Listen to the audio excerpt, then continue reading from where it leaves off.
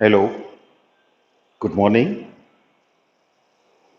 આપણે એક અગત્યના ટોપિકની શરૂઆત કરીએ છીએ. અગાઉ પણ ઘણી વખત વાત થઈ છે. તમારી ટેક્સ્ટ બુકમાં જે પાર્ટ 2 છે એમાં તમે અનુક્રમણિકામાં જોશો ને તો પહેલું ચેપ્ટર એટલે આમ ક્રમમાં 7મું આવે ને, સંકલન, પછી સંકલનનો ઉપયોગ અને પછી વિકલ સમીકરણો. આ 3 ચેપ્ટર એટલે સંકલનની જ વાતો. બીજું, ભવિષ્યમાં આગળ ઉપર કોલેજમાં તમે જે મેથ્સ ભણશો એન્જિનિયરિંગમાં, તો એમાં પણ સંકલનની વાતો તમને ઉપયોગી થશે. એટલે જેને કહેવાય ને, ટૂંકમાં કહીએ તો બી કેરફુલ. 3 ચેપ્ટર ઇગ્નોર કરવા એ આપણને પોસાય નહીં.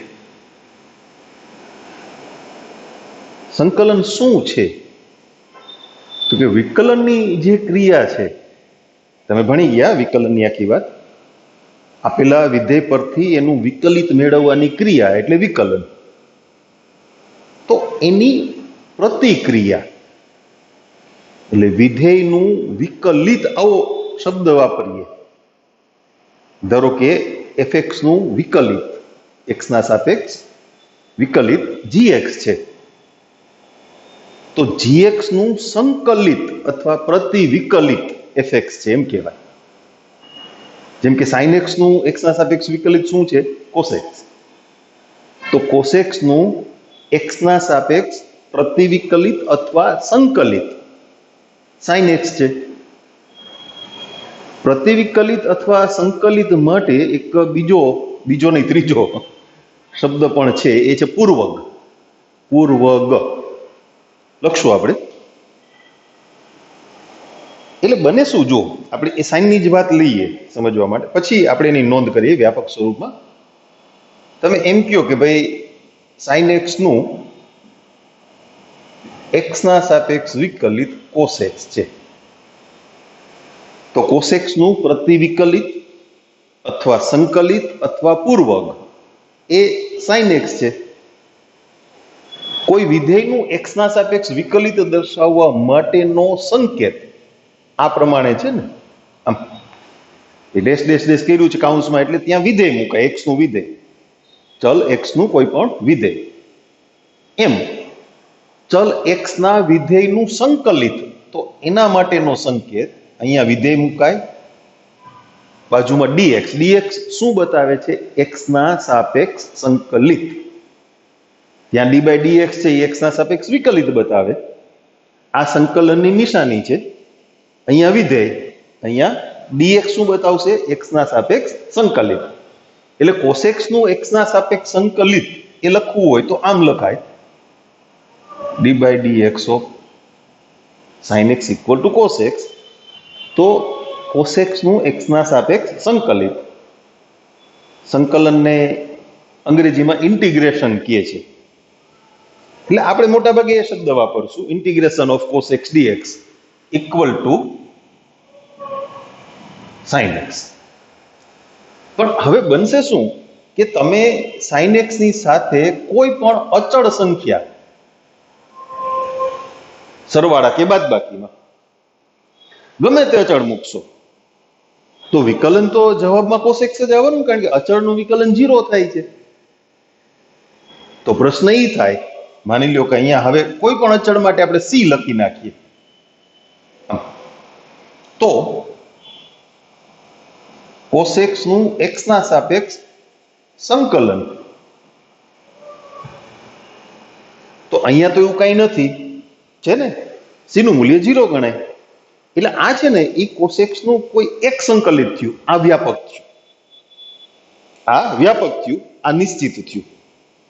આ જે સી મૂકીએ છીએ એને સંકલનનો અચળ, 2-3 અલગ અલગ શબ્દો છે, સંકલનનો અચળ, સંકલનનો અચળાંક, એને ગણિતની ભાષામાં સ્વેર અચળ પણ કહેવાય છે. સ્વેર અચળ, સ્વેર સ્વેર એટલે મુક્ત, સ્વેર અચળ શબ્દ વપરાય છે. એટલે વ્યાપક રીતે જો એફએક્સ નું વિકલિત એક્સ ના સાપેક્ષ કોઈ વિધેય એફએક્સ નું એક્સ ના સાપેક્ષ વિકલિત એક કેપિટલ એફએક્સ હોય, આની સાથે કમ્પેર કરીએ તો integration fx dx equal to fx. વ્યાપક રીતે d by dx of fx plus c તો ઇક્વલ ટુ કેપિટલ એફએક્સ જ કહેવાશે ને, કારણ કે સી નું વિકલન તો 0 થાય. તો આનો જવાબ થશે FX plus C. A C નું મૂલ્ય નિશ્ચિત નથી, એ ગમે તે અચળ હોઈ શકે. એટલે જ આ જે સંકલન છે અત્યારે જે આપણે શીખવાના છીએ, તમારા ચેપ્ટરમાં સંકલન ચેપ્ટરનું નામ છે, ટોપિક આખો છે સંકલન. એમાં 2 પાર્ટ તમારે ભણવાના છે, અનિયત સંકલન અને બીજું નિયત સંકલન. અનિયત એટલે અનિશ્ચિત. સી નું મૂલ્ય છે એ કોઈ પણ વાસ્તવિક સંખ્યા હોઈ શકે, એટલે મૂલ્ય નિશ્ચિત નથી, એટલે અનિશ્ચિત અનિયત સંકલન કહેવાય છે. જ્યારે નિયત સંકલનમાં એ સી નું મૂલ્ય નિશ્ચિત, ટૂંકમાં સી નથી હોતો, ત્યાં ચોક્કસ અચળ હોય, વ્યાપક નહીં, કોઈ ચોક્કસ કિંમત હોય, એટલે એને અનિયત સંકલન કહેવાય છે. અચ્છા, બીજું આપણે સંકલિતની ક્રિયાને વિકલિતની ક્રિયાની પ્રતિક્રિયા રૂપે વ્યાખ્યાયિત કરીને, એટલે સંકલિત અને વિકલિત એ બંને એકબીજાની પ્રતિક્રિયાઓ છે, બંને એકબીજાની પ્રતિક્રિયાઓ છે. 2 કાર્ય નિયમો, કાર્ય નિયમ એ શબ્દથી તમે પરિચિત છો. 11મા ધોરણમાં લક્ષમાં આવ્યા હતા, વિકલનમાં પણ આવ્યા હતા. 12મા ધોરણમાં ખાસ કરીને ગુણાકાર અને ભાગાકારના કાર્ય નિયમનો ઉપયોગ પણ આપણે કર્યો છે. તો એવા 2 કાર્ય નિયમની આપણે વાત અહીંયા કરવાની છે. એક સરવાળો અથવા બાદબાકી fx plus or minus gx, integration fx plus or minus gx તો equal two integration fx plus or minus integration gx. અને બીજો કાર્ય નિયમ છે એ છે અચળ સહગુણકનો. કોઈ અચળ સંખ્યા સહગુણક તરીકે હોય, જોજો, માત્ર અચળ નહીં, તો એને તમે સંકલનની ક્રિયાની બહાર લઈ શકો આમ. પણ એમાં કે શું છે? અચળ. એટલે એ 2 વાતને ભેગી કરીને આખી વ્યાપક એક વાત આપણે આમ રજૂ કરીએ કે f1x પ્લસ ઓર માઇનસ કે f2x પ્લસ ઓર માઇનસ. જો કે કે મૂક્યા પછી પ્લસ માઇનસ ના લખીએ તો ચાલે, કારણ કે કોઈ પણ અચળ છે, ધને હોય ઋણે હોય. તો આના બરાબર કે integration f1x dx plus or minus કે integration f2x dx plus minus ગમે એટલા પદ, બેને ભેગા કરી દે. બરાબર. પછી કેટલાક પ્રમાણિત સ્વરૂપની વાતો આવશે.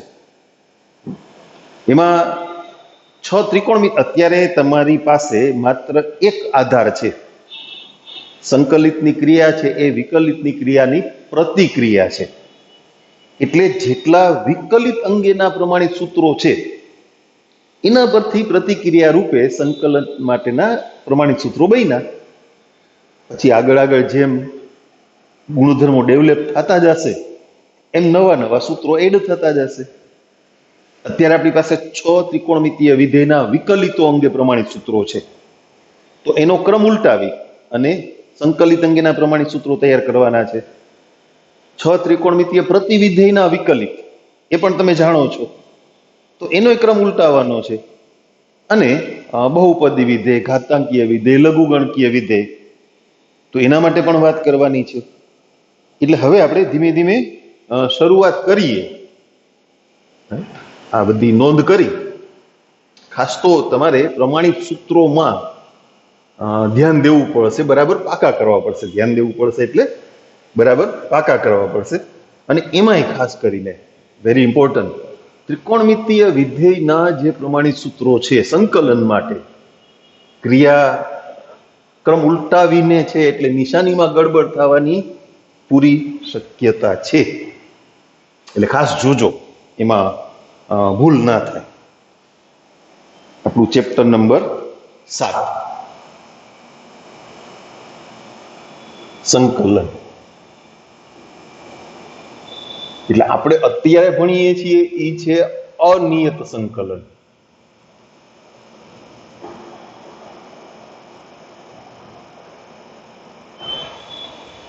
બે ટોપિક ભણવાના છે આ ચેપ્ટરમાં, અનિયત સંકલન અને બીજું નિયત સંકલન.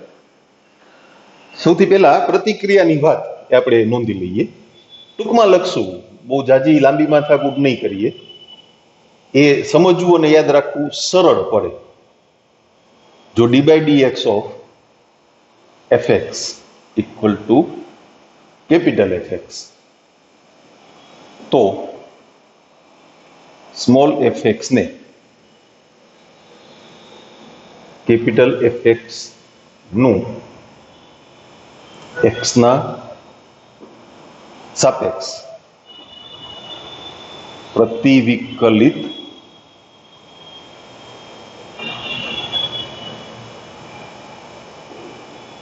અથવા સંકલિત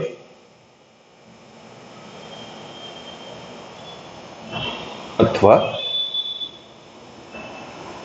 પૂર્વક કહે છે. એફ એક્સ નો એક્સના સાપેક્ષ. હવે એક જ શબ્દ વાપરીશ, ત્રણ શબ્દો નહીં લખીએ. સંકલિત.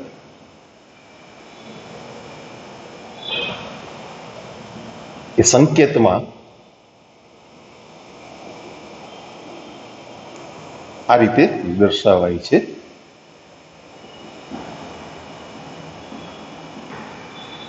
તો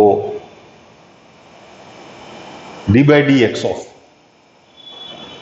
F x equal to capital f x. તો ને તો જ આપણે અત્યારે તો લખીએ જ, પણ એ બંને એકબીજાની પ્રતિક્રિયાઓ છે. Integration F x D x equal two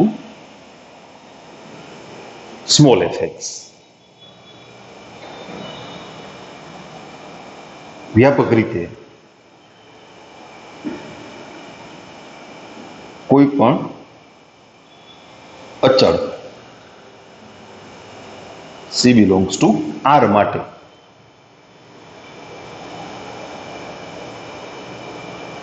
d by dx of fx plus c બરાબર કેપિટલ fx. તેથી કેપિટલ fx નું સંકલિત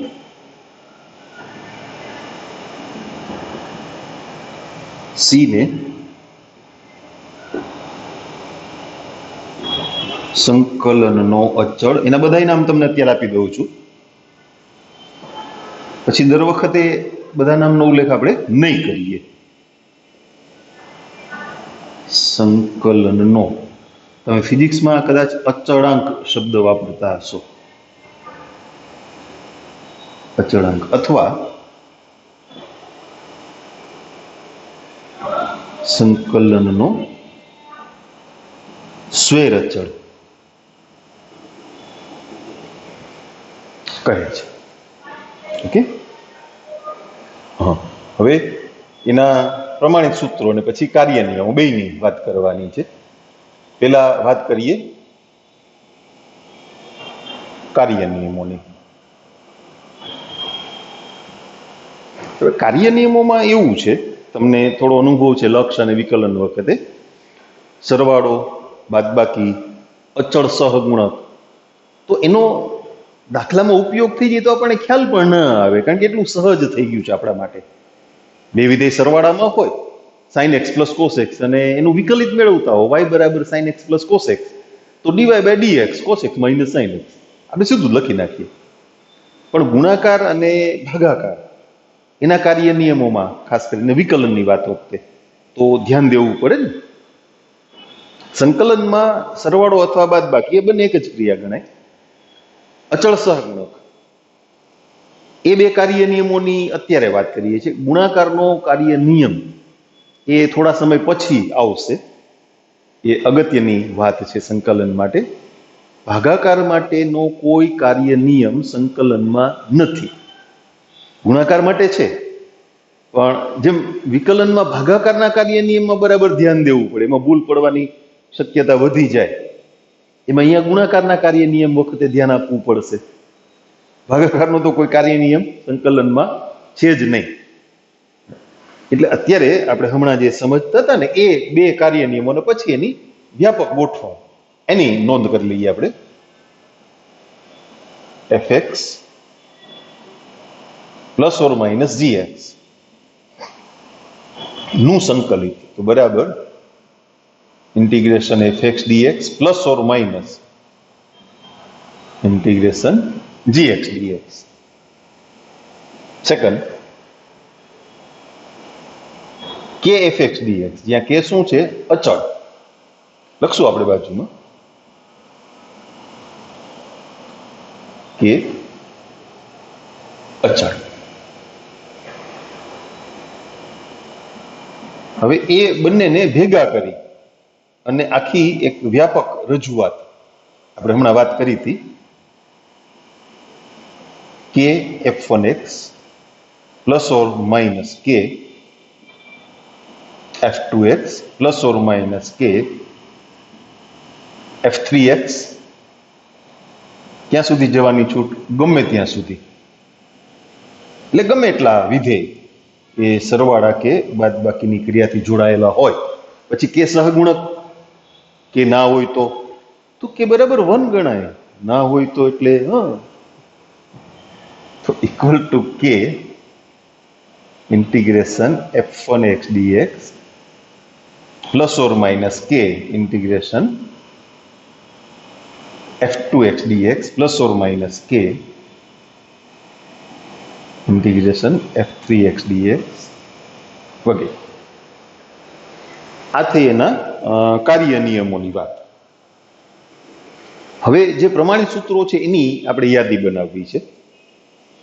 તમને હમણાં કીધું ને કે પ્રતિક્રિયા રૂપે અત્યારે તો આપણી પાસે સંકલનને આપણે ઓળખીએ છીએ, સંકલનની ક્રિયાને ઓળખીએ છીએ માત્ર એક જ રીતે.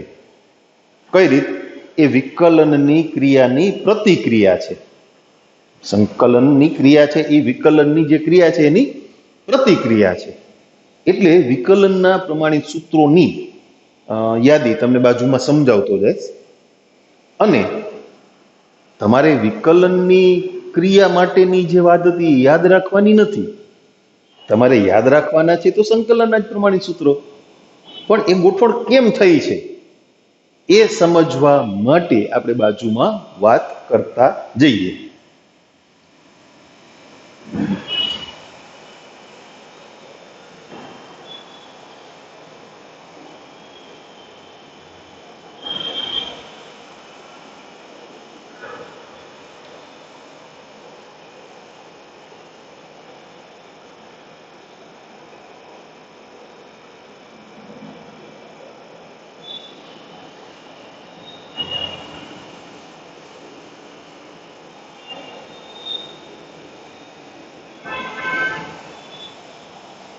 ઓકે, સૌથી પહેલા ત્રિકોણમિતીય વિધેયો એની વાત કરશું.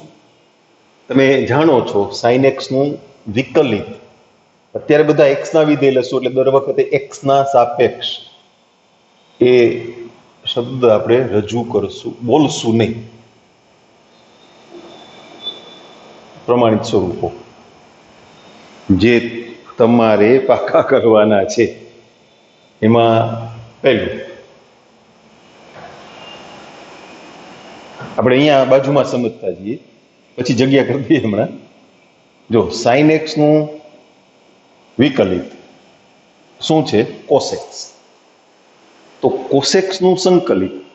અચ્છા, સાઇન થી ક્રમ રાખવો હોય, આપણે વિકલનમાં સાઇન થી રાખ્યો તો sine cos tan cot sec cosec એ ક્રમ રાખીએ તો હું અહીંયા છે ને બધી યાદી પેલા કરી નાખું. ચાલો, કોસનું વિકલિત શું? તો કે માઇનસ સાઇન. પછી ટેનનું વિકલિત શું છે? Sec square. પછી કોટનું વિકલિત એ છે માઇનસ કોસેક સ્ક્વેર. પછી સેકનું વિકલિત એટલે સેક ઇન્ટુ ટેન, અને ફાઇનલી કોસેકનું વિકલિત એટલે માઇનસ કોસેક ઇન્ટુ કોટ. તમને દેખાતું નહોતું મને ખબર છે, પણ આ બધું તમે ભણી ગયા છો. અહીંયા આપણે આમ જોઈને યાદી કરવી છે એટલે પાછી યાદી બનાવી. તમારા મગજમાં છે જ એ યાદી ઓલરેડી. ઓકે, તો આને ક્રમ ઉલટાવીને આપણે સીધા અહીંયા મૂકશું. તો કોસનું સંકલન,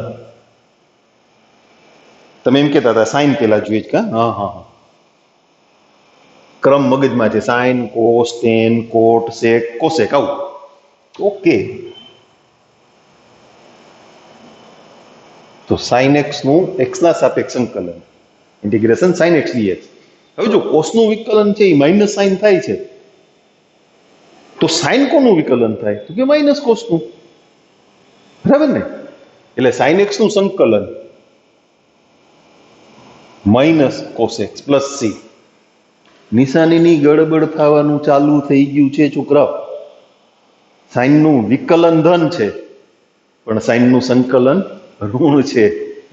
કહું પછી યાદ રાખવાની સિસ્ટમ પણ કહું તમને, એને કેમ યાદ રાખશો, નિશાનીને કેમ યાદ રાખવી. ત્યાં તમને કીધું હતું ને વિકલન વખતે, જે વિધેયનો સ્પેલિંગ સી થી શરૂ થાય છે ને એ બધા એના વિકલિતમાં ઋણ નિશાની આવે છે. એટલે કોસ, કોટ અને કોસેક એના વિકલિતમાં ઋણ નિશાની આવે. અહીંયા વાત કરીએ આપણે, વાંધો નહીં. ઓકે, હવે કોસનું સંકલિત. કોસ કોનું વિકલિત છે? સાઇનનું. એટલે એનું સંકલિત સાઇન પ્લસ સી. અચ્છા, આ ક્રમમાં તમને ટેન, કોટ, સેક અને કોસેકના સંકલિત નહીં મળે. શું કામ નહીં મળે? તો કે એ કોઈના વિકલિત તરીકે આપણે મેળવેલા નથી. ટેન કોનું વિકલિત છે એ આપણે નથી જાણતા. અને એ જ પ્રશ્ન છે કોટ, સેક અને કોસેક માટે. અત્યારે તો આપણે પ્રતિક્રિયા રૂપે જ વિચારવાનું છે ને, એટલે આનો જ ક્રમ ઊંધો કરવાનો છે. એટલે દુઃખી ના થાવ, આવશે થોડું આગળ ભણશો એટલે ટેનનું સંકલિત આવશે, કોટનું આવશે, સેકનું, કોસેકનું. એ સાંભળીને વધારે દુઃખી થયા. શું કામે? એટલા નવા પ્રમાણિત સ્વરૂપો ઉમેરાશે. અત્યારે આ 6 તો પ્રતિક્રિયા રૂપે છે જ, પછી નથી એનું દુઃખ હતું ને એ ઉમેરાશે, એટલે દુઃખમાં પાછો ઉમેરો, એવું ના ના. પ્રમાણિત સૂત્રો બરાબર પાકા કરવાના. જોતા જાઓ. ચાલો, તો ત્રીજું, સેક સ્ક્વેર નું સંકલિત 10.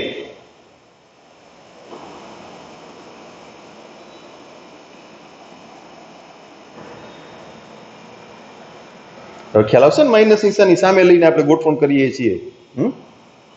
એટલે કોસેક સ્ક્વેર નું એક્સ ના સાપેક્ષ સંકલિત, તો શું લખાશે? માઇનસ કોટ, બરાબર.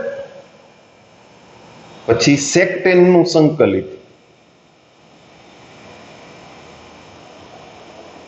શું થશે? સેક. અને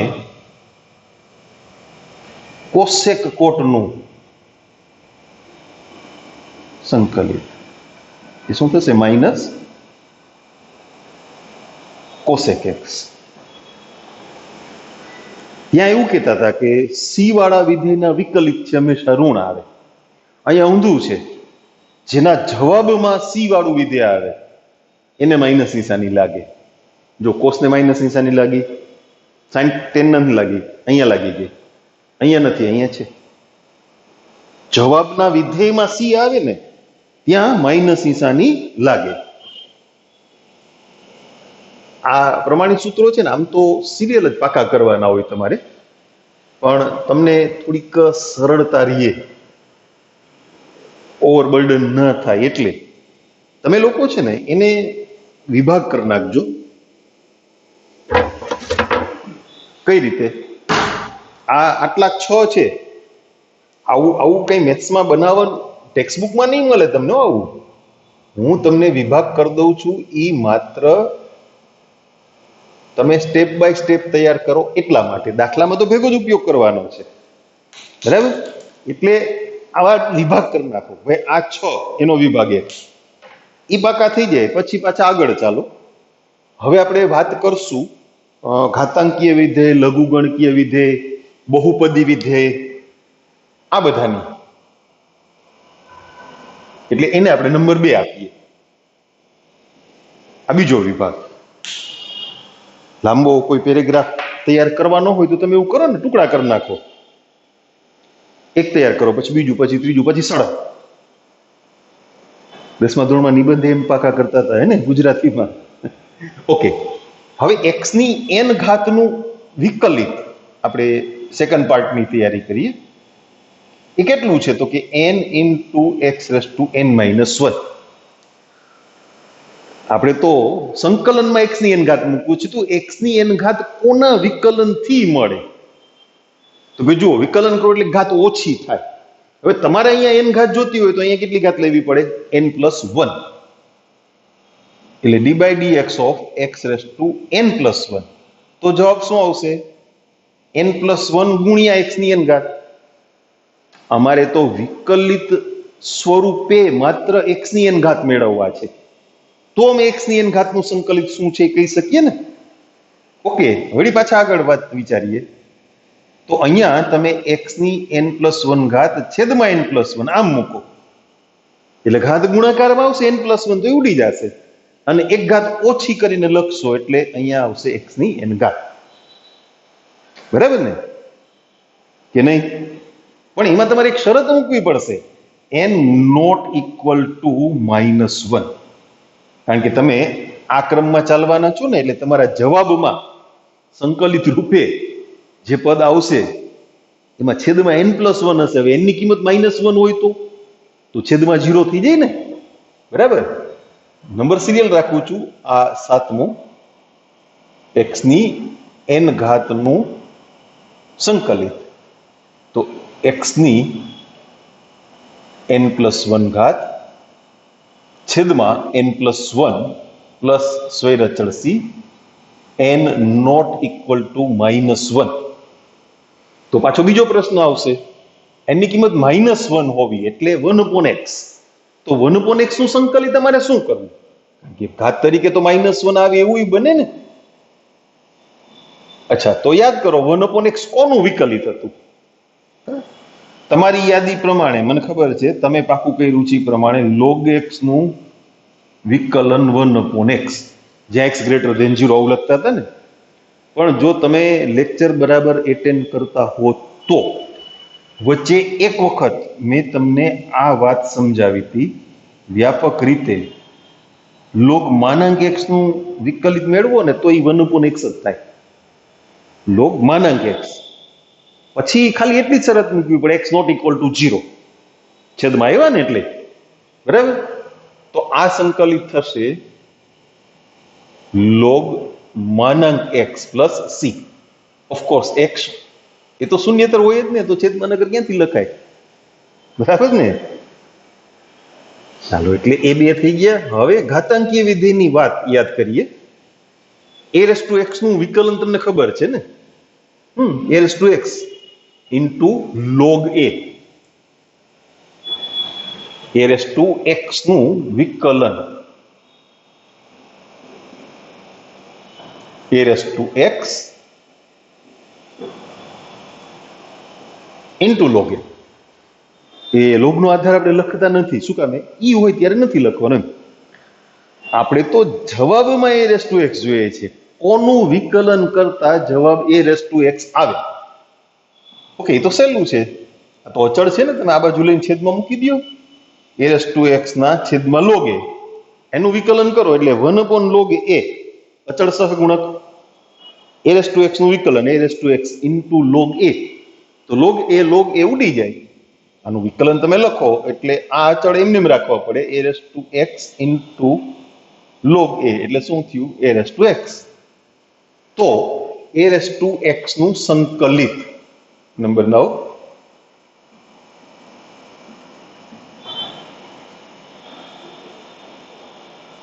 a⁻x upon log a plus c એ કેવા હોવા જોઈએ? ધન. જીરો અને ઋણ સંખ્યાનો લોગ વ્યાખ્યાયિત નથી, તમે જાણો છો. સરસ મજાનું એક પ્રમાણિત સૂત્ર, એમાં કાંઈ સમજાવવું નથી તમને. e રેસ ટુ x નું સંકલિત e raise to x plus c. બહુપદીની વાત ચાલતી હતી એટલે માની લ્યો કે n ની કિંમત 0 હોય. ખરેખર એ પ્રમાણિત સૂત્ર તો ના જ કહેવાય, આપણે નંબર ના આપી શકીએ. સરળતા માટે આપણે વિકલનમાં નહોતા કરતા 1/x નું વિકલન -1/x², √x નું વિકલન 1/2√x. એ તમે યાદ રાખજો એટલે ગણતરી સરળ થઈ જાય, સ્ટેપ ઓછા થઈ જાય ને. એટલે આને તમે નંબર ના આપો તો ચાલે, સ્ટાર્ટ કરી નાખીએ, કારણ કે એ ખરેખર પ્રમાણિત સૂત્ર નથી. એની જગ્યાએ 0 હોય તો x ની 0 ઘાત શું થઈ જાય? 1. તો 1 નું x ના સાપેક્ષ સંકલિત ઇન્ટિગ્રેશન 1 dx. x ના સાપેક્ષ હોય ને તો x. તમે શું કર્યું હતું? એની જગ્યાએ 0 વિચાર્યા હતા. ઓકે, આમાં તમે એની જગ્યાએ 0 મૂકી દો, થઈ ગયા ને x. પણ એક આ યાદ રાખજો, 1 નું x ના સાપેક્ષ સંકલિત હોય તો x થાય. માની લો કે કોઈક દાખલામાં 1 નું y ના સાપેક્ષ સંકલન આવ્યું, ઇન્ટિગ્રેશન 1 dy, તો શું થાય? y. 1 નું t ના સાપેક્ષ સંકલન આવ્યું તો શું થાય? t. બરાબર. અને વ્યાપક રીતે કોઈ પણ અચળ, 1 છે એ તો નિશ્ચિત સંખ્યા છે, કોઈ પણ અચળનું, અચળ છે એ સહગુણક તરીકે હોય, કાર્ય નિયમ આપણે વાત કરીને, તો એમને એમ રહીએ. તમે કમ્પેર કરો આ વાતને વિકલન સાથે, કે અચળ સહગુણક તરીકે હોય વિકલનની ક્રિયા માટે, તો એમને એમ રહીએ. પણ માત્ર અચળ કેનું વિકલન કરવાનું હોય તો 0 તો ગણવું પડે.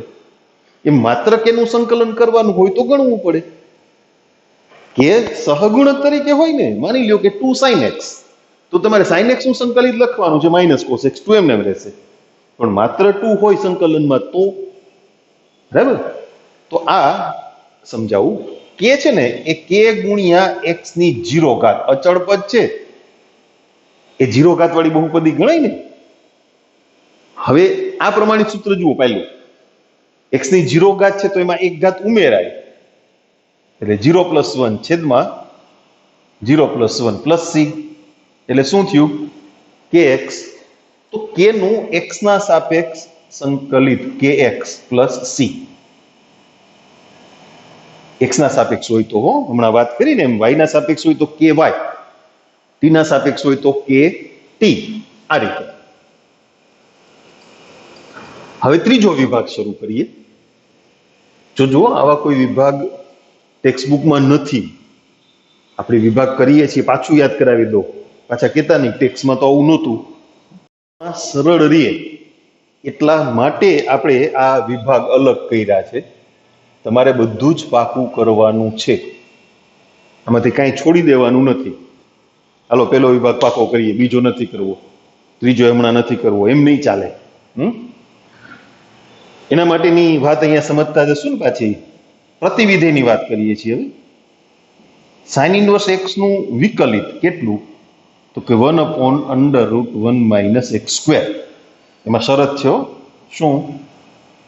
માનાંક x <1. x ની કિંમત વિવૃત અંતરાલ -1 થી 1 માં, એકચ્યુઅલી sin ઇન્વર્સ નો પ્રદેશ ગણ સંવૃત અંતરાલ -1 થી 1 છે. પણ વિકલનના પ્રમાણિત સ્વરૂપની ગોઠવણ તમે જુઓ ને તોય ખ્યાલ આવે કે x ની કિંમત 1k -1 ન લઈ શકાય, તો જમણી બાજુ છેદમાં 0 આવી જાય. એટલે x ની કિંમત ક્યાં છે? વિવૃત અંતરાલ -1 થી 1 માં, અથવા માનાંક x <1. તો એને આપણે પ્રતિક્રિયા રૂપે લખીએ, આપણો સિરિયલ નંબર આવશે 11. તો integration 1/√1 - x² dx equal to sin inverse x plus c, જ્યાં માનાંક x <1. હવે કોસ ઇન્વર્સ નું લખી નાખો ને, કે નહીં? અલગથી લખાય ના? રે ના, આને માઇનસ કોસ ઇન્વર્સ x કહી શકાય. એટલા ઓછા પાકા કરવા ને, આને માઇનસ કોસ ઇનવર્સ એક્સ આમ કહી શકાય.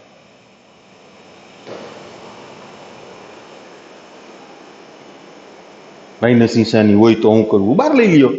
માઇનસ નિશાની એટલે -1 સહગુણક, પછી 1/√1. હાલો ને લખી દઈએ બસ, કઈ વાંધો નહીં. ચાલો, -1/√1 - x². તો cos inverse x plus c માનાંક x < 1. એક મિનિટ. અથવા એને તમે પાછા માઇનસ સાઇન ઇનવર્સ એક્સ આમાં કહી શકો ને. માઇનસ ની સાઇન તમે બહાર લઈ લ્યો એટલે સાઇન ઇનવર્સ એક્સ થઈ જાય ને. ઉભારીઓ, પાછું વ્યવસ્થિત કરી નાખીએ. એટલે એમાં ભૂલ નથી, પણ રજૂઆત વ્યવસ્થિત હોય ને મજા આવે વાંચવાની, જોવાની. તમે ટેવ પાડો, રજૂઆત હંમેશા વ્યવસ્થિત રાખો. પેપરમાં તમારી વ્યવસ્થિત રજૂઆત હોય ને તો ઘણો ફેર પડે એનો. પેપર જોવાવાળાને અને તમને માર્કમાં 11 1/√1 - x². તો એનું સંકલિત એ તમે સાઇન ઇનવર્સ એક્સ લખી શકો, માઇનસ કોસ ઇનવર્સ એક્સ પણ લખી શકો, જ્યાં માનાંક x < 1.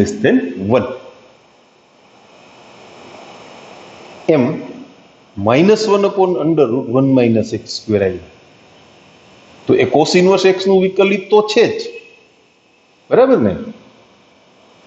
પણ માઇનસ નિશાની બહાર કાઢી લ્યો તો એ સાઇન ઇનવર્સ એક્સ નું વિકલિત પણ કહેવાય. એટલે સંકલિત રૂપે આમ પણ લખી શકો, એમાં પણ માનાંક x < 1. એવું ટેન ઇનવર્સ ને કોટ ઇનવર્સ માં થશે, હે ને. 1/1 + x², આ સંકલિત. તો એને તમે ટેન ઇનવર્સ એક્સ ના વિકલન તરીકે વિચારી શકો, અને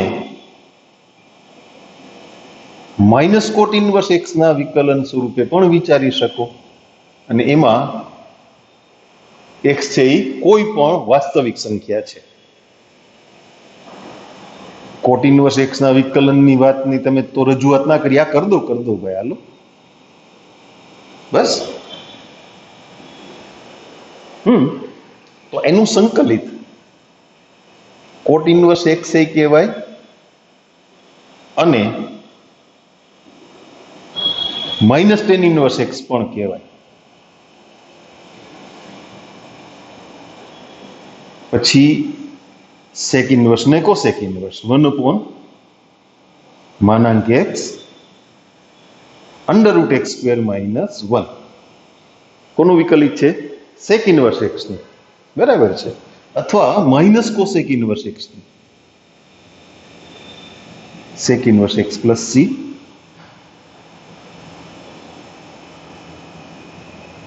એમાં શરત છે માનાંક x < 1. અને 16મું -1/(x √x² - 1. એ કોનું વિકલિત છે? કોસેક ઇનવર્સ એક્સ નું, કોસેક ઇનવર્સ એક્સ અથવા માઇનસ સેક ઇનવર્સ એક્સ માનાંક x < 1. જો તમે લોકો છે ને, મેં તમને બધી શક્યતાઓ માટે લખી દીધું છે ડીપલી, પણ અંડરલાઈન કરી દઉં. તમે આના સંકલિત રૂપે આને યાદ રાખજો, આના સંકલિત રૂપે આને, આના સંકલિત રૂપે આને. ટૂંકમાં જે વિકલનની ક્રિયા છે ને એની પ્રતિક્રિયા રૂપે. પણ આવું થઈ શકે છે, ક્યાંક આવું આવી જાય તો આપણને ખબર હોવી જોઈએ, નિશાનીના ફેરની ખબર હોવી જોઈએ. એટલે આપણે યાદી ડબલ ડબલ કરી છે. એટલે ગૂંચવાડો નહીં કરતા. અત્યારે મેં તમને લાલ અંડરલાઈન કરી દીધી ને એટલું જ પાકું કરજો, બરાબર. હવે તમારી ટેક્સ્ટ બુકમાં પ્રમાણિત સૂત્રોની યાદી આપણે જોઈએ.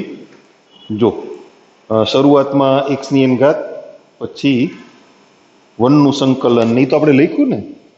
અચ્છા, પ્રમાણિત સૂત્રોમાં મેં તમને અંડરલાઈન કર્યું ને એ રીતે તમને યાદી આપી છે આમાં પ્રતિવિધિમાં, બરાબર. અને ઈની એક્સ ઘાત, લોગમાં નાંગ એક્સ ને બધું રાબેતા મુજબ. એટલે તમારે અત્યારે આટલું પાકું કરવાનું છે. બરાબર સમજાય છે ને? કાર્ય નિયમોમાં બહુ ધ્યાન નહીં દો તો ચાલશે, કારણ કે રૂટીન કામ છે. બે વિધેયના સરવાળાનું સંકલન એટલે સંકલનનો સરવાળો, અને કે અચળ સહગુણક તરીકે હોય તો બહાર કાઢવાનું, અને એકલો કે હોય તો સંકલન કરવાનું. વિકલનની જેમ એકલું કે હોય તો વિકલન કરવાનું 0, પણ સહગુણક તરીકે હોય તો એમને એમ રહેવા દેવાના. પણ કેનું સંકલન 0 નથી થતું, કેનું સંકલન કે એક્સ થાય છે. એટલે એ વાત ધ્યાનમાં રાખવાની, બરાબર. તો આટલા પ્રમાણિત સૂત્રો બરાબર તમે પાકા કરશો ને? કરવા જ પડશે ને, નહીતર તો બધું ક્યાંથી આવડશે? 3 સ્ટેપ પાડી દીધા છે તમારી નોટમાં. તમે વ્યવસ્થિત યાદી બનાવો, સરસ મજાની શરૂઆત કરો. મેં તમને ગઈકાલે વાત કરી હતી કે સંકલનમાં આદેશની રીત એ ખૂબ અગત્યની છે, અને એટલે જ તમે જોશો ને તો 7.2 સ્વાધ્યાય એમાં ઘણા બધા દાખલાઓ આપ્યા છે. એ આદેશની રીતનું સ્વાધ્યાય છે. 39 દાખલાઓ છે ટોટલ. જૂની ટેક્સ્ટ બુક હતી ને એમાં તો 60 ઉપર હતા આદેશની રીતમાં, કારણ કે આદેશની રીત છે એ અગત્યની છે. 7.1 તમારું પૂરું થાય પછી તમે જુઓ પેજ નંબર 247 ઉપર સંકલન માટેની રીતો. તેમાં સૌથી પહેલી 7.3.1 સંકલન માટે આદેશની રીત એ ખૂબ અગત્યની છે, અને એ સમજાય એના માટે આપણી અહીંયાથી શરૂઆત એ કમ્પ્લીટ હોવી જોઈએ. એમાં કાચું કામ નહીં ચાલે, બોદું નહીં ચાલે, બરાબર. એટલે આમાં જરાય બોદું રહેવા દેતા નહીં. આપણે પાછા મળીએ ત્યારે બધાને પ્રમાણિત સૂત્રો આવડતા હોવા જોઈએ. ભલે ફેસ ટુ ફેસ આપણે વાત નથી કરી શકતા અત્યારે, પણ દાખલા ગણતા હોઈએ ત્યારે તમે લેક્ચર એટેન્ડ કરો, દાખલા ચાલતા હોય ત્યારે જે પ્રમાણિત સૂત્રનો ઉપયોગ કરીએ છીએ એ પ્રમાણિત સૂત્ર તમારા મગજમાં હોવું જોઈએ. શરૂઆત છે, તમારો ઘણો પ્રયત્ન છતાંય તમને યાદ નથી રહેતા અમુક, અથવા ગડબડ થઈ જાય છે. ઓલરાઈટ, તમે કાગળમાં એની યાદી કરો. જ્યારે દાખલા ગણશું આવતીકાલે આવતા લેક્ચરમાં, તો એ કાગળ સામે લઈને બેસો અને તમે લેક્ચર સમજવાનો પ્રયત્ન કરો. આ તો થઈ જાય, આવડે છે, ઓકે જોઈ લીધું. અમુક તો અડધો લેક્ચર જોઈને મૂકી દે, આ રીત આવડી જાય. પછી ડિફિકલ્ટીમાં મોકલે, આ દાખલો નથી આવડતો, પણ એ દાખલો લેક્ચરમાં ગણ્યો તો તે લેક્ચર પૂરો નથી જોયો ભાઈ. એટલે સંકલનમાં એવું નહીં કરતા, ઓકે.